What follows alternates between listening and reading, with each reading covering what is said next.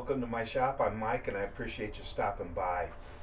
The other day I tuned up my table saw and it was a little farther out than I thought it would be.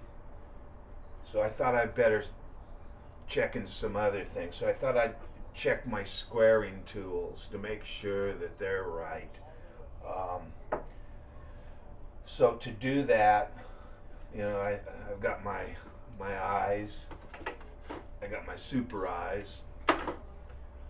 I've got a chisel just in case there's some glue drops, and I know that one has glue drops, and that'll really throw your accuracy off. I've got a 0.5 millimeter pencil. I've got a small little diamond file. I've got a marker. I've got some steel wool. I've got some Mother's Mag and aluminum polish. I've got some water displacement 40. That's always good. I've got a flat stone with some very fine sandpaper in case I need to tune one of my tri-squares up. Now, when you do this, you got to be real careful, because if you take too much off, that's as bad as it was, you know. So I'll take the glue off. You can see what it'll do on these old cheap ones. This is, I just use around glue and stuff. And then I have a board with a very straight edge on it. Now, if you have a joiner to join, it's the best, but I just use my table saw with a real good blade on it, so I've got a nice blade that we can mark. So I think I've got a lot of squaring tools, so let me round them up, and we'll get to see if these things are really square. Now, if there's anything in my shop that I have faith in and being accurate, is my Mitsutaya. I've got the large tri-square.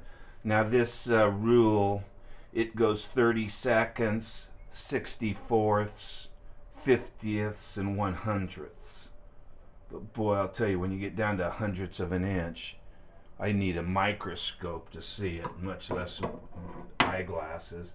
I've got the small tri-square. I've got the angled system.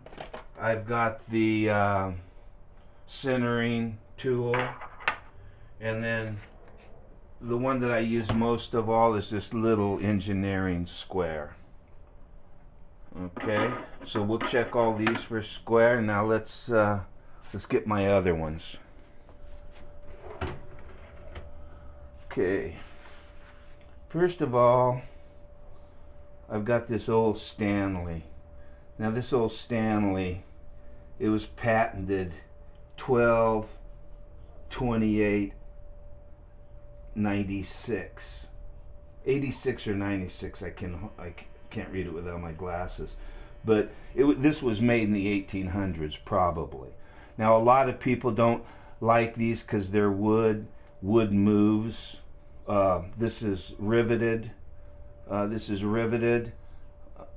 To the blade, but you know, I don't know if it'll have any movement at all. I got this with an old hand plane that I bought off eBay, and it was way out, and I had to sand it down to make it square, and it was perfectly square. I don't use it much, but let's see if it's still square. So we've got that one.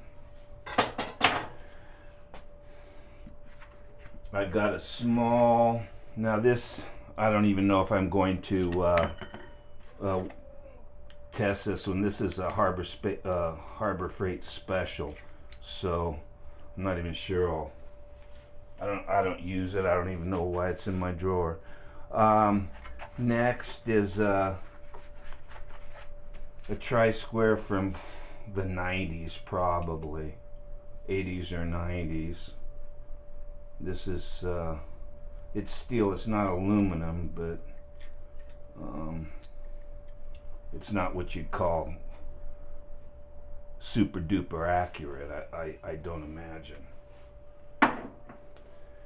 And then the last one is one that I use most of the time. Now, I just dropped this one. That's why I thought I'd better check all these out. Now, this is a Bates Manufacturing Company from Orange, Massachusetts. Now, I think this is a 30s or 40s because it's kind of swirly and it's just got an old look to it. So I imagine 30s or 40s before mid-century. So we'll give this one a real good check because this is the one I use most of all. Let's get down to it. And while I'm here, I think I'm going to take, this is another, if I've got faith in anything being accurate, it's Encre. Here's a little Encre ruler that's got little tiny holes in it, so you can put a 5mm pencil in it. And I consider this very accurate too. Okay, since this is the most accurate thing I have, I'll test this first and we'll test everything toward it. Now you can see I've got a little flash rush on it that I need to take off, but it's in pretty good shape actually. Okay, the way I do it with the board with the straight, I just make a mark with my knife. I bring it up to that mark. I hold it very tight.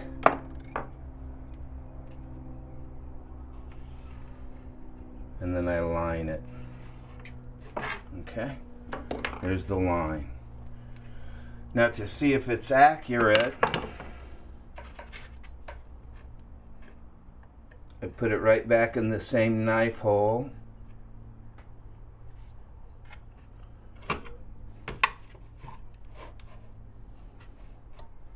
Bring it up there, push it real tight to the thing. Then I put it right there on that and move this out. Get my glasses. And that is right, that blade is right on the line. So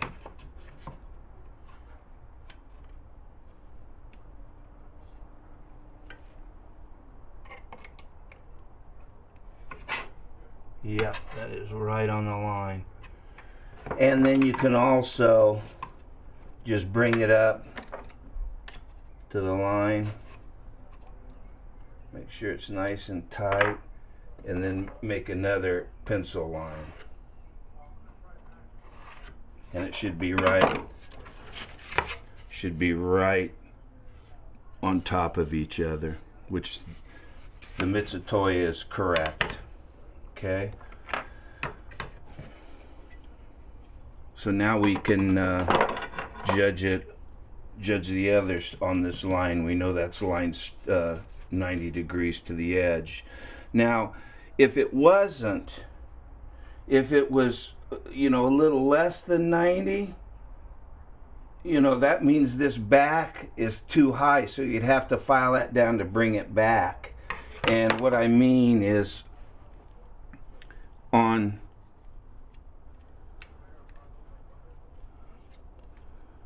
the end where the blade fits in, you can see a little nub. Let me show you. Okay, where the blade comes out, right there, you see that little bump? If one end is higher than the other, you got to take that bump down with a little file.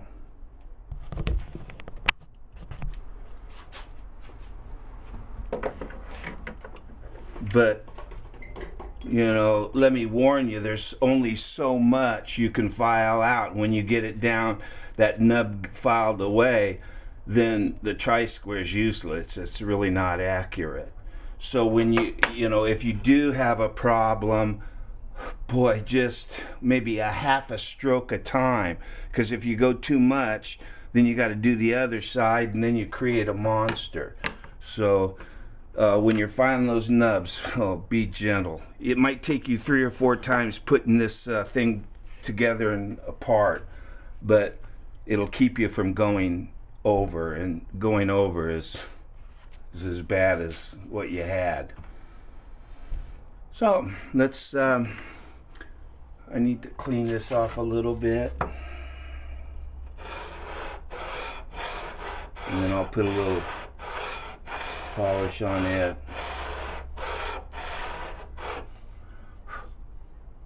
Perfect, that's clean. Now you got to be kind of careful on that too. You don't want to take out the squareness, that's for sure. Let's test the old Stanley. I got my glasses on. Patented 12/28/86. Today's the 28th of December. 12/28. So this sucker is at what, 100 and some odd years old today. This is its birthday, or the patent date. This could have been made any time up to 1900 probably. But let's test this.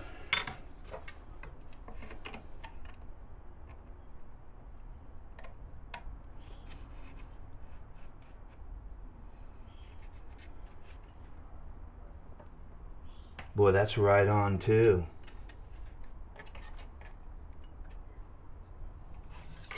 Right on the line that way.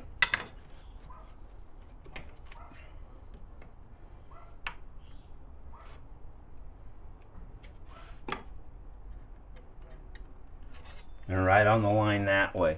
So this old 120-year-old thing is pretty darn accurate. Now, as I say, there's a lot of people don't like it because it's wood, but I like it because it was built in the 1800s. Let's see, what else do we have? We have the little engineer's square. This is what I use most of all, unless it's a real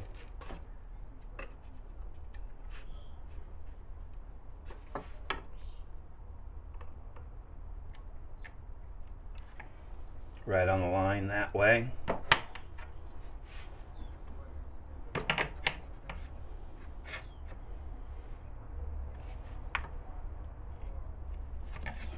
Right on the line that way. So I'm saying my Mitsutoyo's in good shape, my engineer's square's in good shape, my old tri-square from Bates is in good shape.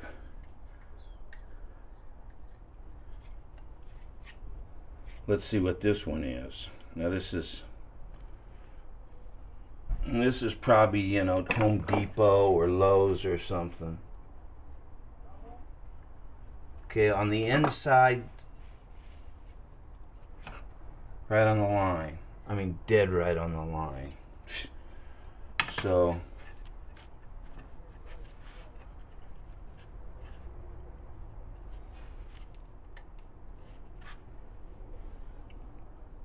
right on. Let me try that again. I think I jerked it.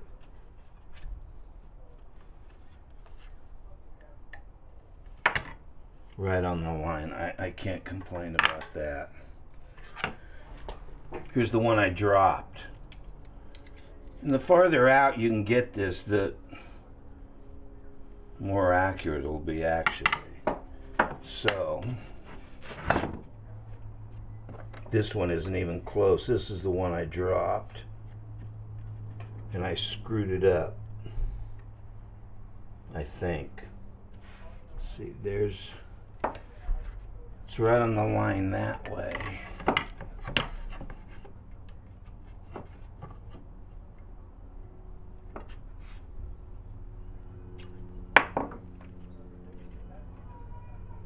Well, no, maybe it isn't.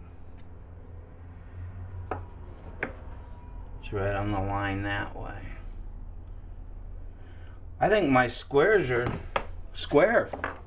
All I gotta do is do a little flash rust removal and wax them up, oil them up, and we're ready for another year. Okay, YouTube, I'm got to say I'm pretty happy. I don't have anything that's way off the mark that needs a little adjusting. I'm happy with everything, especially the ones that I mainly use. Those are the other ones I don't use much, so it's no big deal. But I'm happy that I am square on these tools because, you know, as they said in woodworking, if you're not square, you're nothing. I'm glad I'm square. Thanks a lot, YouTube. I appreciate you stopping by. Until next time, be well, and we'll see you then.